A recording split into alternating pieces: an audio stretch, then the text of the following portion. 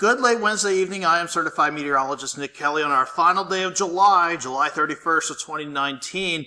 We had to deal with some rain and thunderstorms this morning. Thankfully, we were treated to a quiet afternoon. It was still warm and muggy, though.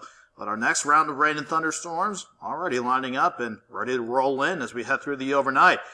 From our Indigo Sky Casino Resort time-lapse outside of Seneca, Missouri, we showed you not too bad of a time-lapse. We did have the morning clouds. Somehow the casino grounds managed to avoid any rain or thunderstorms this morning. And then we were treated to a nicer-looking afternoon with partly to mostly sunny skies. That was the round of rain and thunderstorms, scattered, but they were out there for sure to get our morning started. And they just couldn't make it past the I-44 corridor before this wave pushed everything off to the east. With that said, we're not done with the rain chances yet, and in fact, we have the potential for some heavy rain on the way. That is why flash flood watches are out for a good portion of southeast Kansas and all of southwestern Missouri to take us through the rest of the work week until about 7 a.m. as we head into Saturday.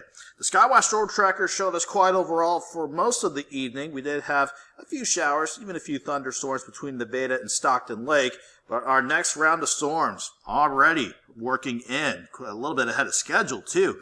In fact, we have some of these storms pushing strong to severe limits. Case in point, look at this severe thunderstorm warning. In fact, let me pop up the info on this warning here at 10:52. This was a severe thunderstorm warning for Anderson County until 11:15. This storm, quite a bit of mid-level rotation to produce golf ball size hail and a strong updraft too. And occasionally some 60-mile-per-hour wind gusts, and it is moving toward the south at 30 miles per hour. So in general, the storms to the north will be working in between 30 and 40 miles per hour when it comes to the speed. And as it continues south, it'll be near Iola by 11:11, Fort Scott before 10:30, and then it'll work closer to Pawnee and Chanute between the 11:30 to midnight time frame. Not only that, we actually see additional thunderstorms firing up from Chanute, just west of Girard, Pittsburgh, and just north of Parsons. So our rain chances definitely ramping up once again as we head into the night. 7th and Rangeline, though, still looking quiet from the east side of Joplin. Our high today of 88. Nice rebound after we started at 70 degrees. It was a shame with the rain, though. It didn't scrub out the heat, and it just added a bit more humidity to the air. Felt like we were in the 90s throughout the course of the afternoon. At 10:53, we had the airport checking in at 83. Make that 80 degrees. It feels like 83, though, with the dew point sitting at a soupy 70 degrees. Everybody is trying to hold near 80 degrees before we hit the top of the 11 o'clock hour.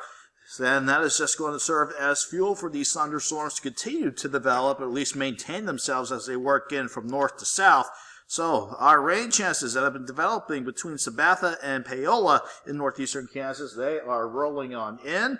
Well, because of another disturbance riding along the jet stream, they have it running across the main corridor of the winds, actually sitting right on top of the area. And on top of that, we have our warm front actually working in right on top of the area. So these two factors together, that is going to allow any developing thunderstorms to fire up to the north and head south right over the area as we take you through the rest of the night. Some of these storms could be strong and occasionally some severe thunderstorms, but the main threats here, maybe some strong winds and maybe some hail thrown into the mix, but they could also produce quite a bit of heavy rain too.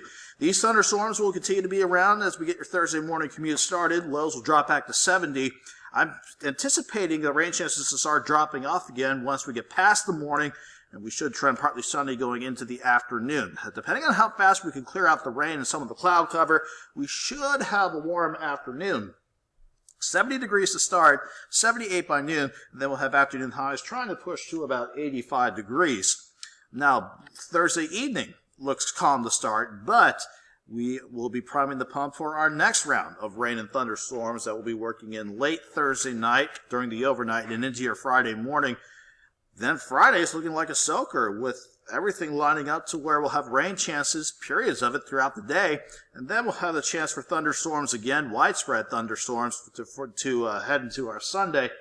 Then, look at that, the future track showing a quieter, calmer pattern from Sunday going into early to middle next week.